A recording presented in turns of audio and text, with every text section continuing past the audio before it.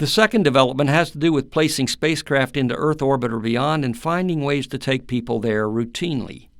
While private industry is working to find new ways to make money in space, NASA has opened a whole new approach to exploration, using shuttle-derived hardware and a redesign of the Apollo lunar landing system to fashion a crew exploration vehicle, or CEV, now called Orion, and a heavy lift vehicle called Ares, or HLV, to get us back to the moon.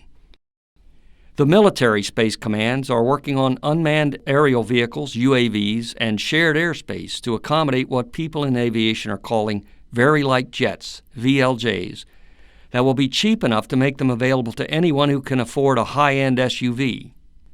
Thousands of VLJs are expected to be flying horizontally, while more and more rockets are taking off vertically to take the paying public for rides into space.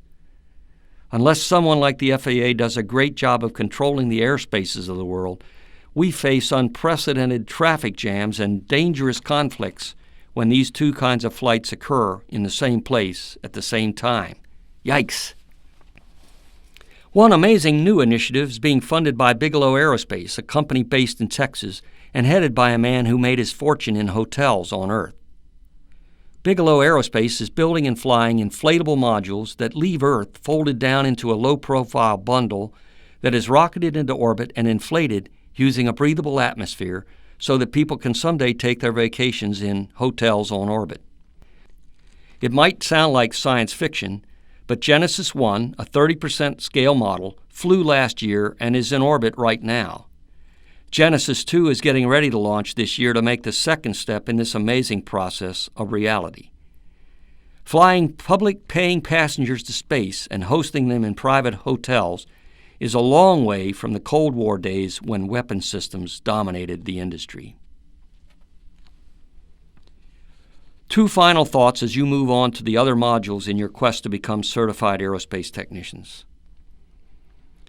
A fellow named Gunter Wendt, known to us as the Pad Fuhrer, oversaw the closeout crew activities for every manned flight up until the space shuttle.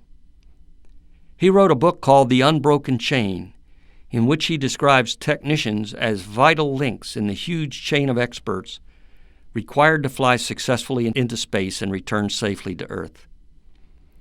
His prologue is contained in the reference materials for this module, and I commend it to your reading. It'll make you feel good about what you do, and it will confirm for you the importance of making the effort to improve yourself through studies like these. Finally, I hope you can understand that the aerospace workforce of the past has a great deal of information to pass along to those who will be the aerospace workforce of the future. I hope this introduction has made you curious about what will happen next and excited about being a part of this wonderful business.